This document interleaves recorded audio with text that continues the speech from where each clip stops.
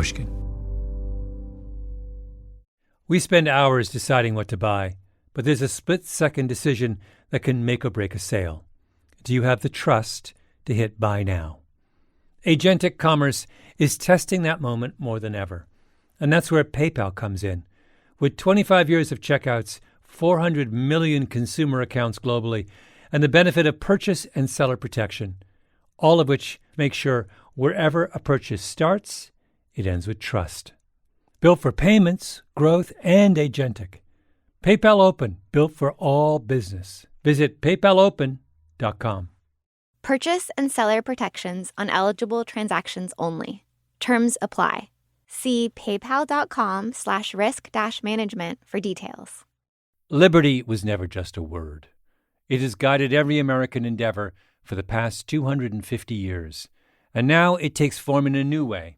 The 2026 Semi-Quincentennial Coin and Medal Program from the United States Mint celebrates the founding ideals that have long shaped our coinage.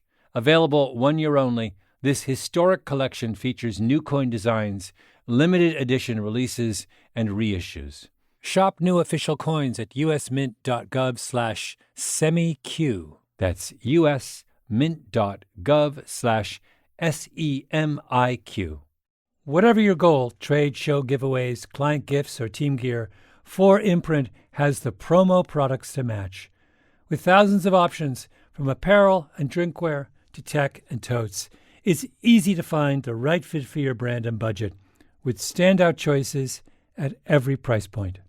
And with their 360-degree guarantee, you can be 4imprint certain your order will show up just right on time. Explore more at 4imprint.com. 4imprint, for certain. This episode contains explicit language. In the fall of 1974, the musician Randy Newman released an album called Good Old Boys. The most beautiful song on the record is the third song on the first side. Wait, can I prevail on you to just do a little bit of Marie? Sure. So I love that song so much. Well, thank you very much.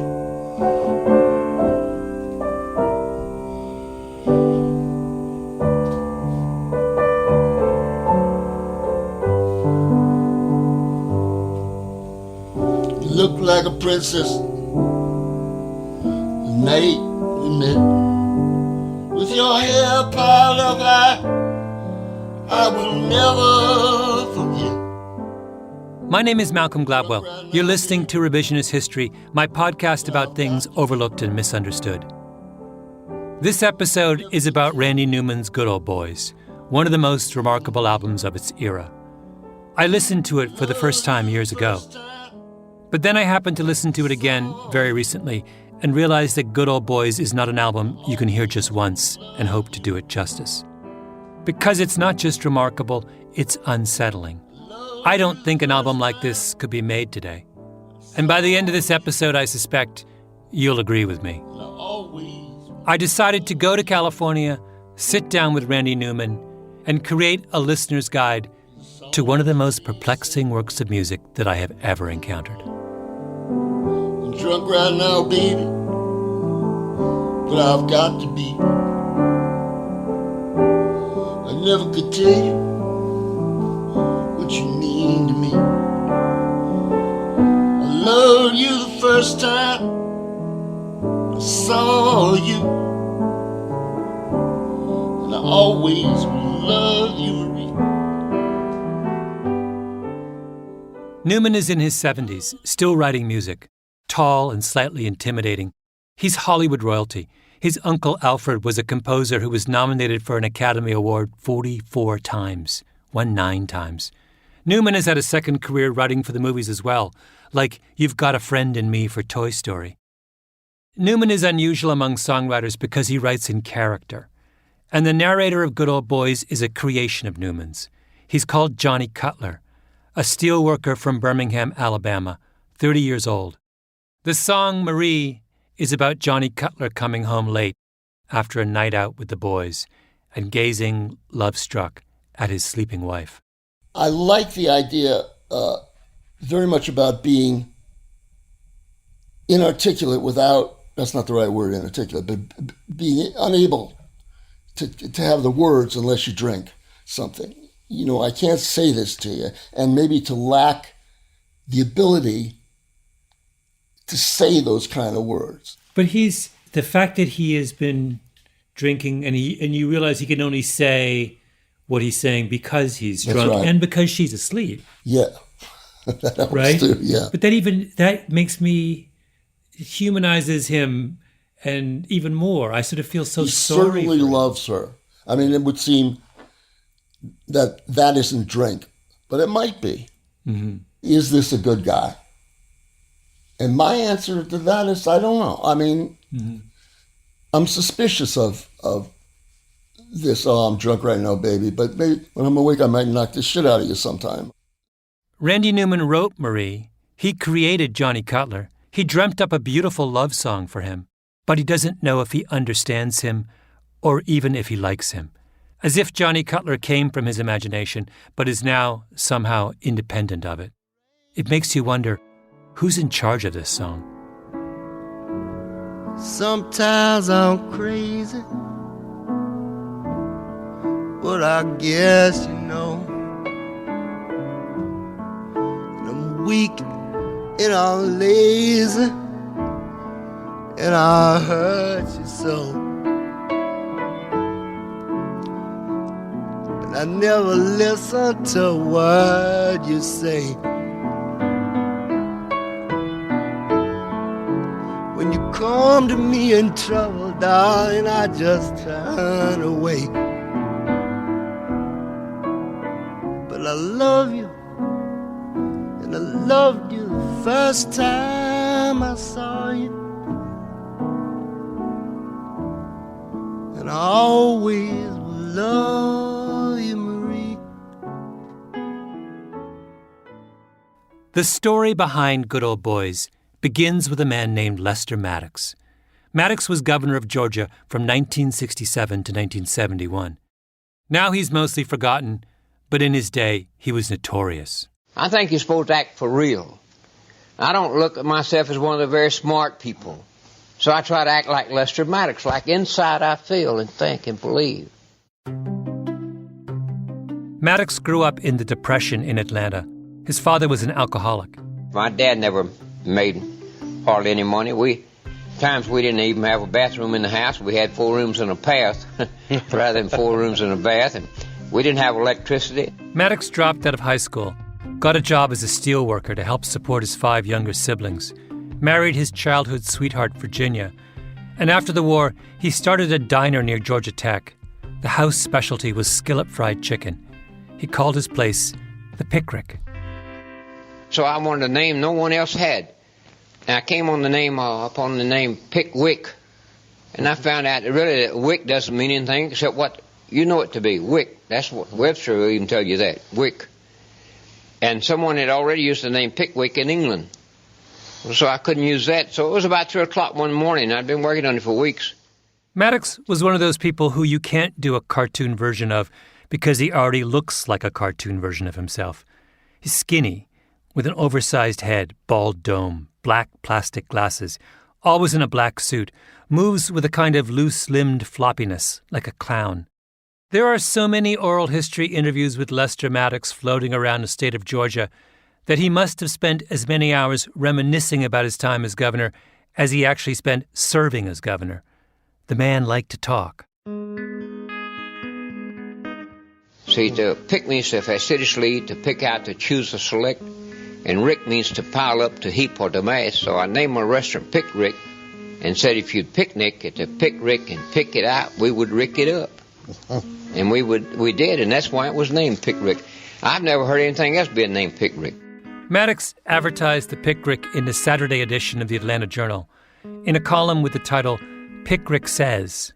Lots of one-liners and Maddoxisms, like the 1950s version of tweets. Well, I talked about Christmas, I talked about marriage, I talked about the monkey house at Grant Park, I talked about weather, I talked about fishing in my ads. But soon his column, Pick Rick Says, becomes more and more political. Because this is Atlanta, in the mid-1950s, one of the birthplaces of the civil rights movement, and Pick Rick is a 10-minute drive from Auburn Avenue, where Martin Luther King and Andrew Young and Vernon Jordan and everyone else are starting to stir things up. And Lester Maddox is not at all happy with that. He's a segregationist.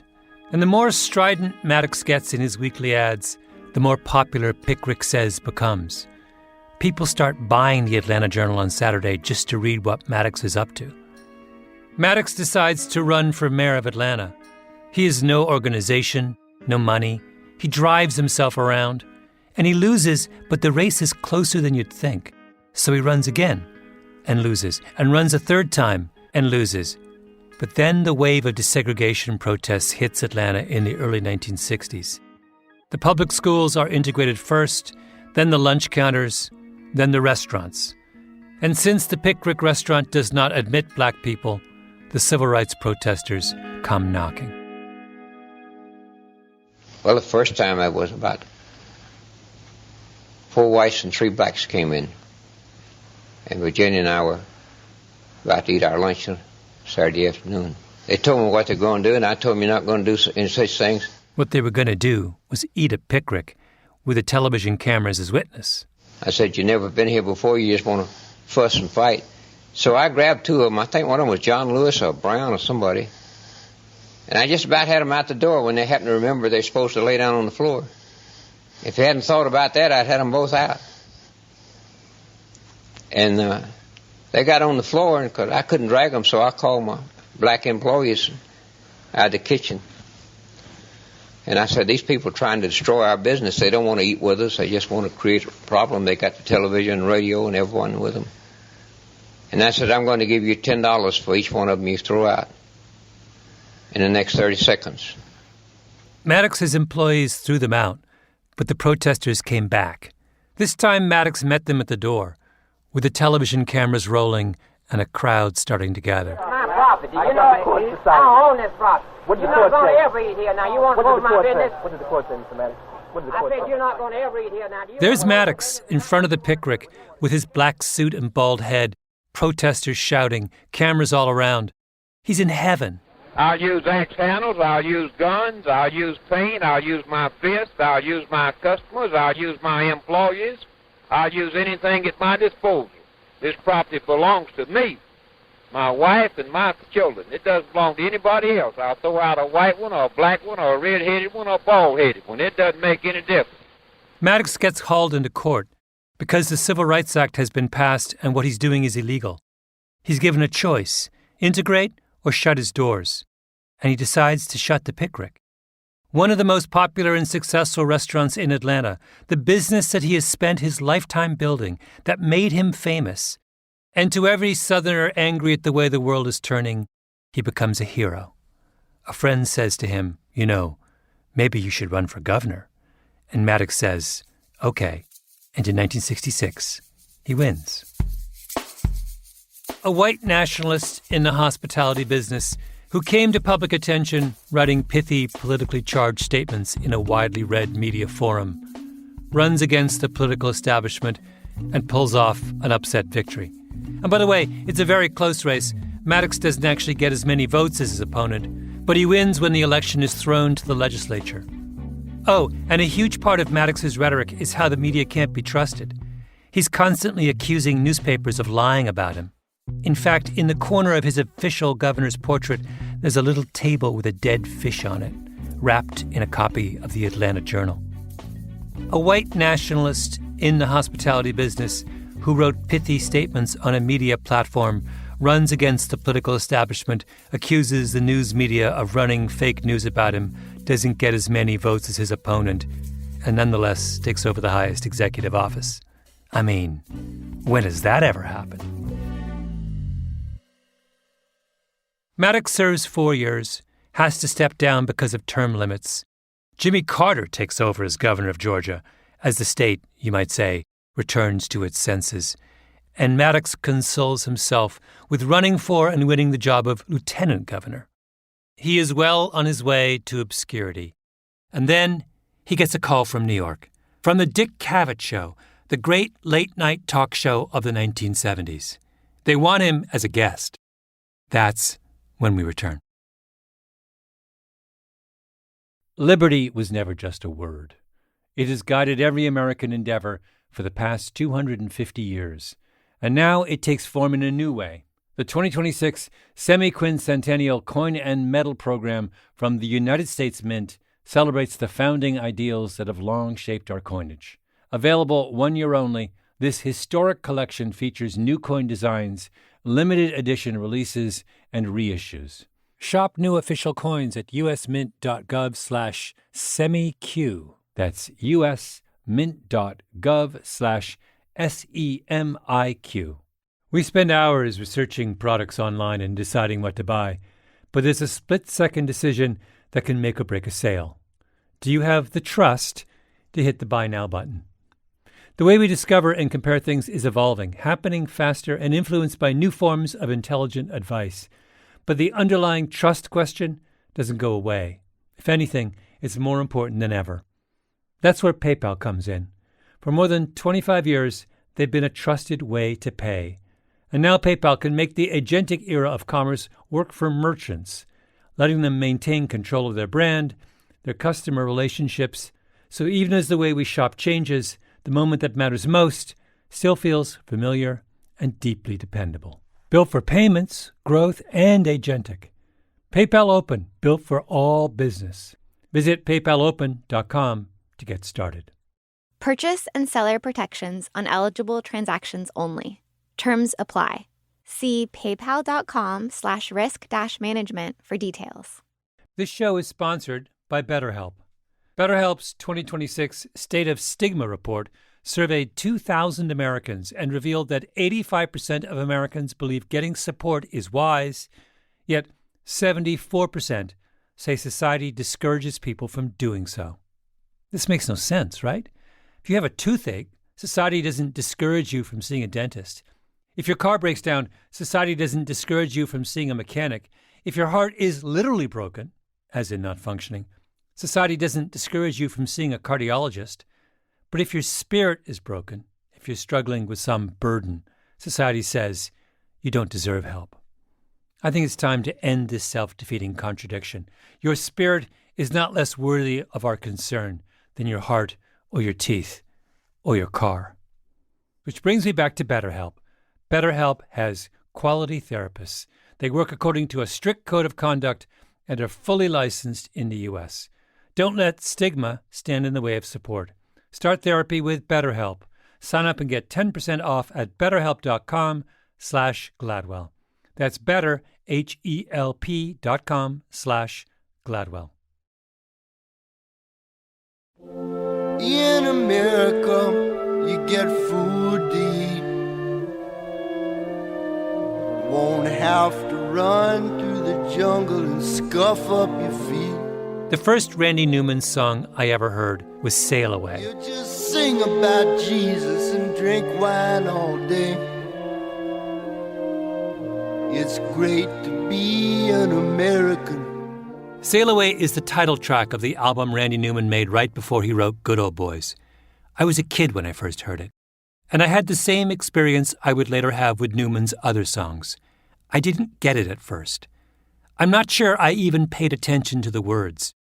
I just loved how grand it was. Ain't no lion or tiger, ain't no mama snake. Just a sweet watermelon in the buckwheat cake. Everybody is as happy as a man can be. Climb aboard, little walk, sail away with me. But then I got a little older, and as I heard Sail Away, I said, wait a minute. Everybody is as happy as a man can be. Climb aboard, little wog, sail away with me? Wog, really offensive British colonial slang for someone who's not white. It's the N-word, basically. I noticed some interesting story behind Sail Away, the song. Oh, it was a guy was going to make a movie, and he was going to give 10 minutes to 5 or 6 pop people, Van Morrison, I remember, and Hendrix, and to do 10-minute thing. And I came up with this thing. It had a sort of a sea shanty before it. very Irish kind of yo-ho, there. And then this guy be standing in a clearing in the jungle and singing this song. And that was what I was going to do with my 10 minutes. Randy Newman wrote a song about an American slave trader standing somewhere in West Africa, giving his sales pitch to potential recruits. Come to America. You're going to love this little cotton plantation that I've lined up for you. Ain't no lion or tiger, ain't no mama snake. Just a sweet watermelon and the buckwheat cake, It's a nose laugh. Yeah. The character is so kind of outrageous. Yeah. But we're not laughing along with him. We're horrified by him. I mean, it's... Yeah, but people laugh at that in a nervous way at the watermelon joke and sit around, think about Jesus, drink wine all day. Now, there's a way to do that song so that it's not so shocking. Like the cover version done later the same year by Bobby Darin, who was one of the biggest pop stars of the 1960s. Won't have to run through the jungle. Bobby Darin is happy, yeah. Yeah. Come to America, little one. They got rid of the wad. Oh, he did. Oh, my God. That's like blasphemy.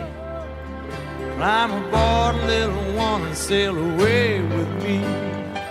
In Bobby Darin's version, the line, "Climb aboard, little wog, sail away with me," which is crucial in establishing how vile the narrator is, becomes "Climb aboard, little one, sail away with me." But I'm sorry, I can't get past this so quickly. That's unbelievable. That he did a happy version? Yes. It's this... It isn't. There it is. The thing is, Newman liked Bobby Darin. He knew him, and he didn't know what to think. I mean, there is a world of difference between wog and one.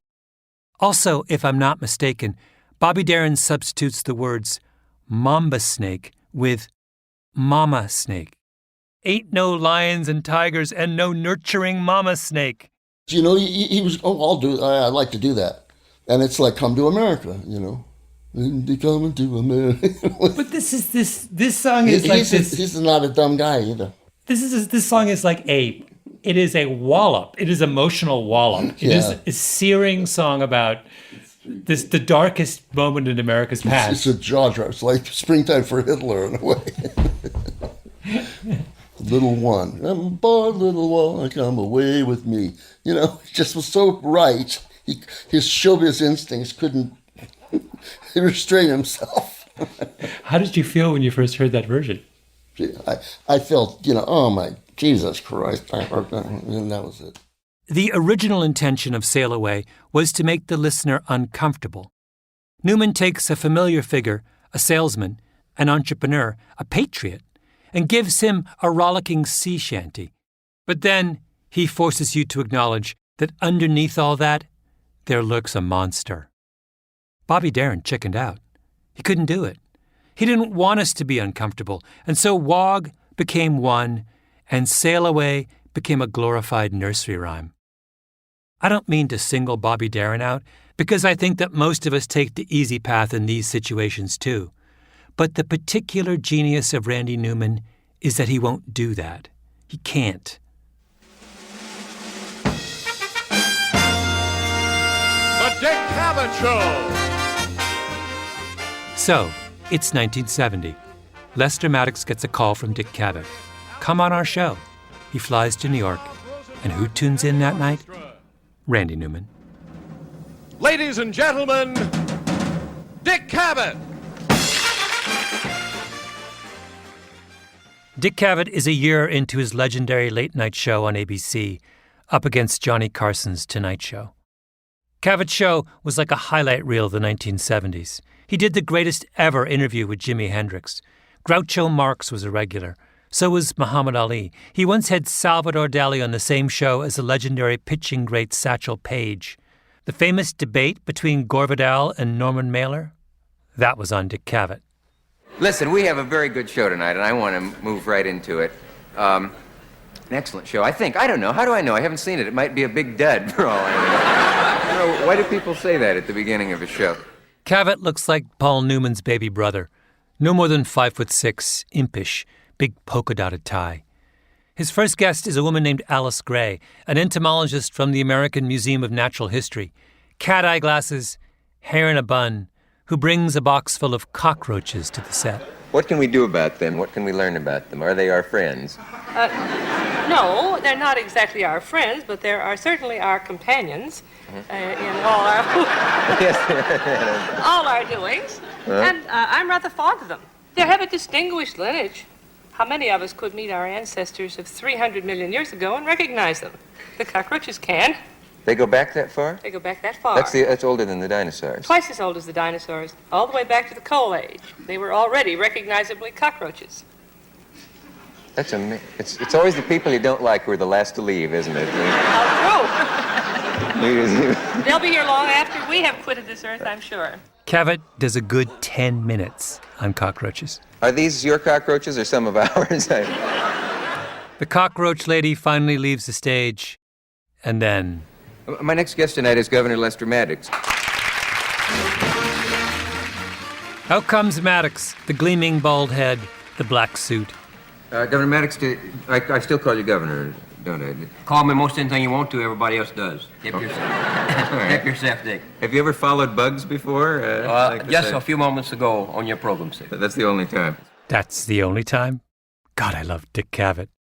They shake hands, they take their seats, rust-colored swivel loungers atop a grey shag carpet. Cavett shows the audience a photograph of Maddox holding his axe handle outside the Pickrick restaurant, and Maddox then corrects him and says, "No, it's not an axe handle, it's a pick handle," and goes off on one of his long, endless digressions about the meaning of the Pickrick. The pick denotes hard work, and we had in the restaurant some of these pick handles, 2 kegs of them by a big old fireplace where we burned hickory wood. There were 6 of them in each of the kegs, and they were dark red because that was they looked something similar to a chicken leg, a pick handle does. Not like the axe handle that the news media talks about. And Cavett, who must be wondering, what on earth, simply says, "Well, I've certainly learned a lot." Cavett brings on his next guest, the football player Jim Brown, then one of the most famous professional black athletes in the country. Brown settles down next to Maddox, who is literally half his size, and gives him a polite smile. And Cavett says to the two of them, "Do you feel separate but equal?" I realize that's 1960s civil rights humor, but I still think it's hilarious. Maddox turns to Brown and says, "I thought you was the singer." He thought Jim Brown was James Brown. He then volunteers his personal definition of what being a segregationist really means. A segregationist is a person that loves his race enough, or other races enough, has enough of racial pride and integrity to want to preserve them. And I think a racist is one that doesn't care enough for his race or another race to where they don't care whether they're amalgamated or destroyed or not. Amalgamated? Good Lord. Now think about this for a moment. Maddox is no longer governor. Georgia has come to its senses and elected nice, safe, modern, non-racist Jimmy Carter. Maddox is a footnote. So what point is there in having him on a mainstream talk show like Dick Cavett? The magazine where I work, The New Yorker, had a case like this recently. Donald Trump's Svengali Steve Bannon was invited to speak at the magazine's annual literary festival, and everyone flipped out. The New Yorker's writers took to Twitter. A bunch of high-profile celebrity invitees to the festival dropped out. And the argument that was made about Bannon is an argument that could as easily have been applied to Maddox years ago. What's the point of giving someone like that a platform? I mean, what could possibly be learned from listening to them talk? And sure enough, what happens over the course of the next hour of the Dick Cavett Show? Exactly what you would think. I think what we're really talking about in this country is economic development of black people. At one point, Jim Brown says something thoughtful and reasonable, that he thinks the priority for black people ought to be economic development.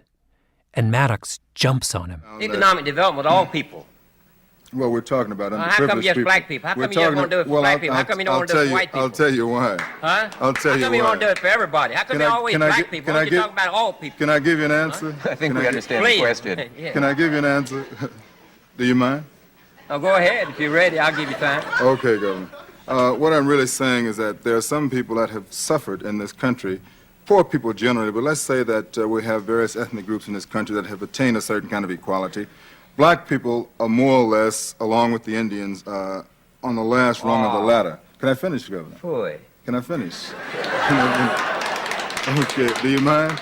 The governor now, said what I'm really boy. saying is that I feel that the way to bring about equality of black people in this system is What through about economic... equality of white people? Now, I'm going to interrupt you every time you keep calling black people. Well, what about equality of all people? If you interrupt me, Governor, I can't talk to you. Then Maddox starts going on and on about all the things he's done for black people in the state of Georgia. And Jim Brown turns to him with genuine curiosity and asks if he's had any blowback from white bigots. Do you have any problems from the bigots in the South? Have any problems with us? From the white bigots, because you did so much for the black man.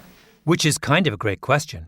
Because if Maddox has, in fact, been this great friend of black people, then you'd think he would have angered all the hardcore segregationists and everyone else who was opposed to the civil rights movement, right? Mr. Brown asked you, Governor Maddox, if you'd had any trouble from your white admirers for the fact that you have done He didn't some say admirers, things for... sir. No, he said bigots. Well, why didn't you say it like he said it? You have me there. Why didn't you say it? Now, see that what I'm talking about, Dick? I do see you it, take yes. words There is and a bit twist them around and you mislead the people in the audience and all. You ought to start being honest, all of you, with your words and what you're saying to people. You said admirers and he said bigots. A lot of difference, isn't there? The last half of the show is just Maddox getting more and more agitated, Dick Cavett trying to calm him down, and Jim Brown looking over at Maddox like he's a misbehaving child. Maddox asks Cavett to apologize. Cavett refuses. The audience makes astonished noises. Maddox stands up and starts to walk off the stage. Cavett says, "Come on, sit down." Maddox says, "I'll sit down when you apologize." So Cavett says, If I called any of your admirers bigots, who are not bigots, I apologize. This is insane. What was Dick Cavett thinking inviting this guy on his show? Why don't you there are black apologize to people bigots of and- Georgia, those friends of mine, for calling them bigots? I think I Now, made either you do clear it, how I'm it- going to leave now, Dick. Which one you Wait a minute. Please don't leave. Well, you I'd like to apologize ask... to people of Georgia. And he owes them an apology, too. The only biggest that I know. Wait. Maddox gives Cavett an ultimatum. 1 minute to take it back, or he'll walk out for good. At which point, Jim Brown pipes up, "Wait, what about me? How much time do I have?" It's a circus. I would say that I phrased the question in a way that was not exactly accurate in the sense that he did say bigots.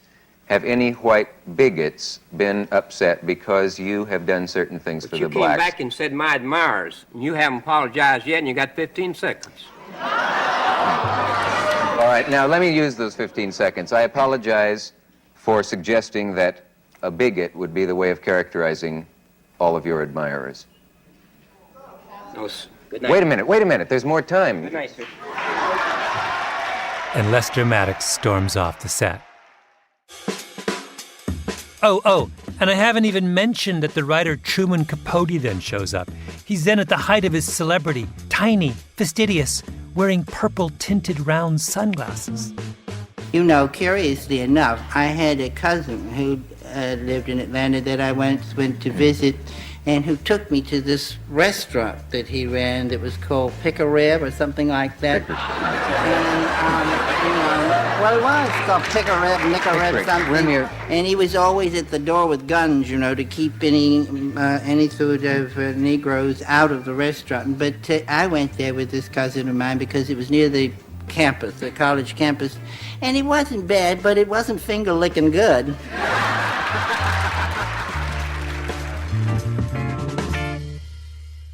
The whole thing is so bananas that Cavett feels the need to apologize to his audience. I'm sorry the governor has left. I went outside just during the break, and he's out there with his hat and coat on, and I asked him if he would please come back and use the last minutes to say whatever he would like to say, because he felt that I guess that he was insulted. I did not mean to insult him at that moment. I have to say this, and I hope I don't feel, it doesn't come off sounding, I don't know what, but I found him, in spite of the fact that I would probably despise his feelings about segregation if I were actually clear on what they are, a likable man. Would anyone go along with this? Would you agree? No. The audience is not having it. Why is that? What? I'm not backing down. Shut up. I'll tell you when I'm backing down. We'll be back after this. It was a farce. What was the point, except to allow a segregationist to play the victim?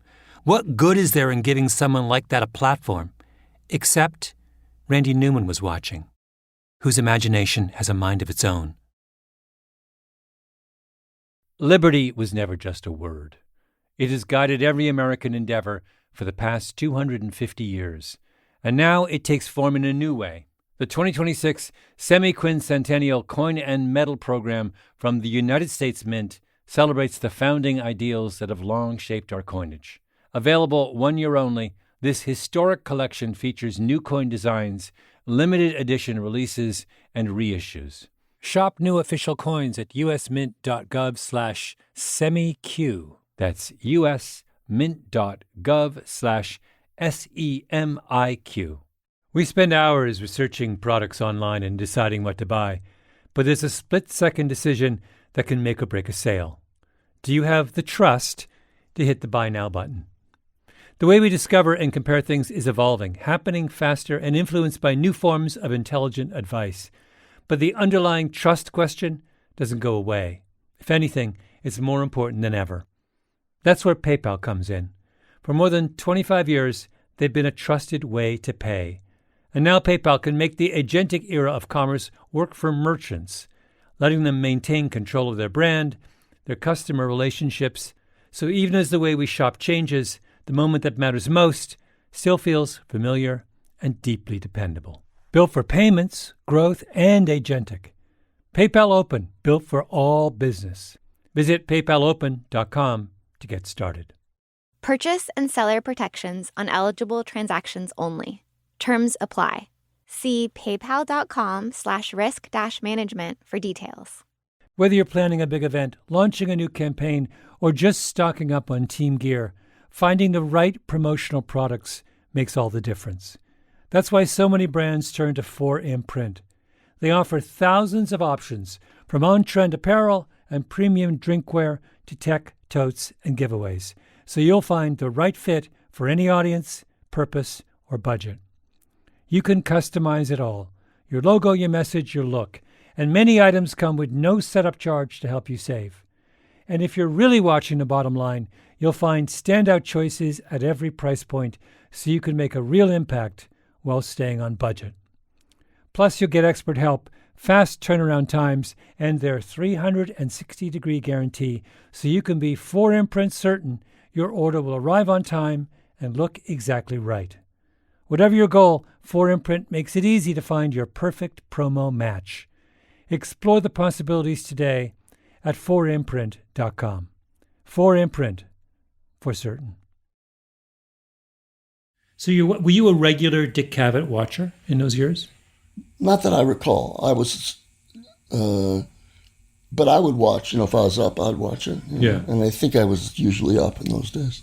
And stereotypically, you are the Dick Cavett audience, right? I am, yeah. It seemed like half an hour, where they were just yelling and yelling and yelling. It was, yeah. It was so alien that I felt sorry for him. He didn't dismiss that whole exchange, or shrug, or change the channel. He reacted to it. He imagines what a supporter of Lester Maddox would think watching Lester Maddox storm off the stage. Now, Dick, I'm gonna give you 1 minute to apologize to the people you called bigots in Georgia. I'm gonna leave your show. Now, you do whatever you want to about it. He gives that imaginary supporter a name, Johnny Cutler, a home, Birmingham, Alabama, a job, steelworker. He imagines Johnny Cutler coming home one night, drunk, gazing at his sleeping wife. And then he imagines him turning on the television. Last night I saw Lester Maddox on a TV show with some smart-ass New York Jew. And the Jew laughed at Lester Maddox, and the audience laughed at Lester Maddox too.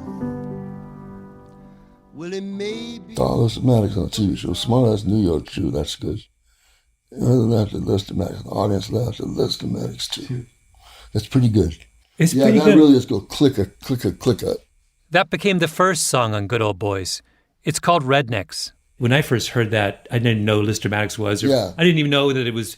But that idea of the Southerner going to New York and sitting down. And thinking Dick Cavett is Jewish, too. It's yeah, great. which is fantastic. Yeah. Well, he may be a fool, but he's our fool. And if they think they're better than him, they're wrong. So when I came to this park, I took some... You want to sing along, don't you? It's like Sail Away all over again. Here's where I made this song. But then comes this. We talk real funny down here. We drank too much and we laugh too loud. We're too dumb to make it in no northern town. We're keeping niggas down. It's 1970. The South is in upheaval. Lester Maddox has just been humiliated by some smart-ass New York Jew. What do you think Johnny Cutler's going to say? College men out of LSU. When in dumb, come out dumb too. Hustling round Atlanta in the alligator shoes. Getting drunk every weekend at the barbecues. They're keeping the niggas down. How did people respond to that song at the time? I played it in Lafayette, Louisiana, and they loved it. I got a letter, the only one I ever got on this song, from somebody, and he said, "Dear sir, I was in the audience in Lafayette when you played this song."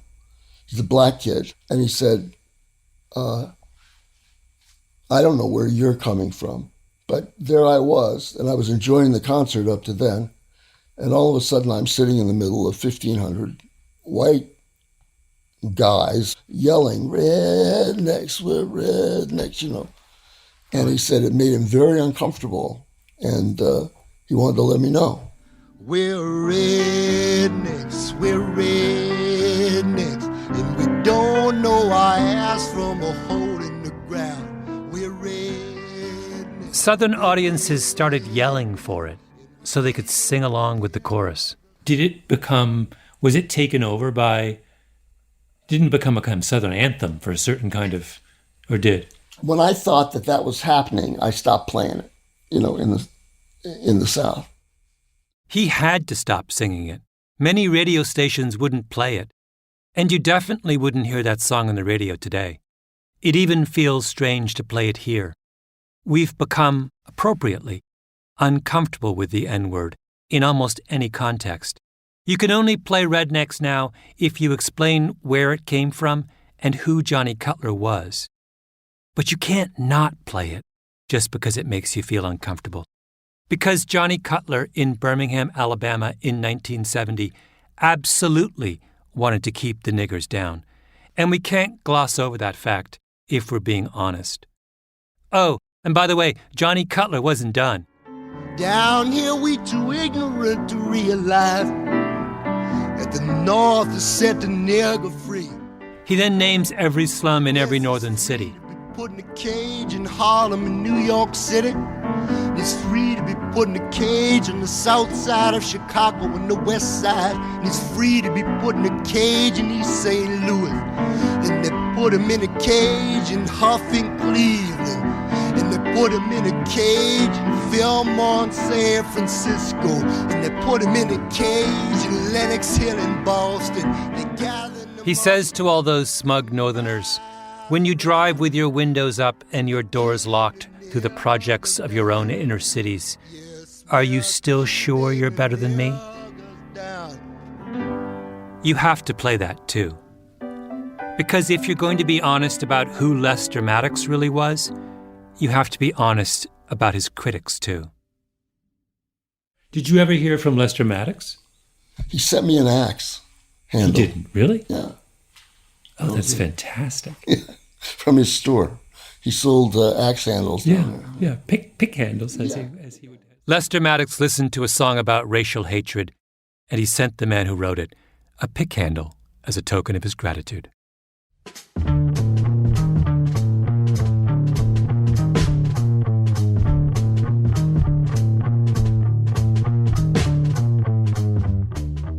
Revisionist History is produced by Mia LaBelle and Jacob Smith with Camille Baptista.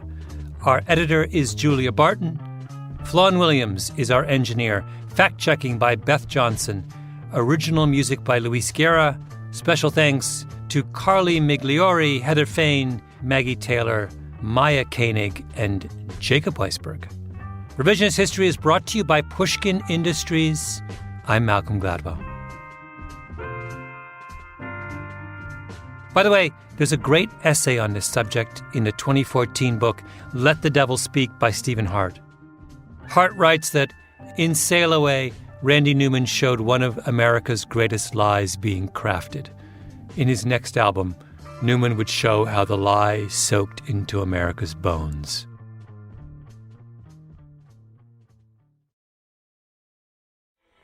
Comic board little one. Yeah. Benny, what you can't... I think this is sort of happy. I mean, certainly the voices make it that way. You can't do it. It's lost all of its...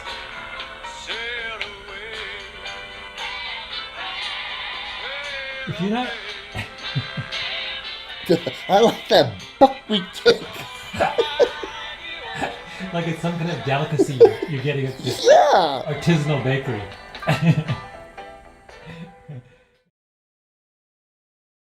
We spend hours deciding what to buy, but there's a split-second decision that can make or break a sale. Do you have the trust to hit buy now? Agentic commerce is testing that moment more than ever. And that's where PayPal comes in. With 25 years of checkouts, 400 million consumer accounts globally, and the benefit of purchase and seller protection, all of which make sure wherever a purchase starts, it ends with trust. Built for payments, growth, and agentic. PayPal Open, built for all business. Visit paypalopen.com. Purchase and seller protections on eligible transactions only. Terms apply. See paypal.com/risk-management for details. Liberty was never just a word. It has guided every American endeavor for the past 250 years. And now it takes form in a new way.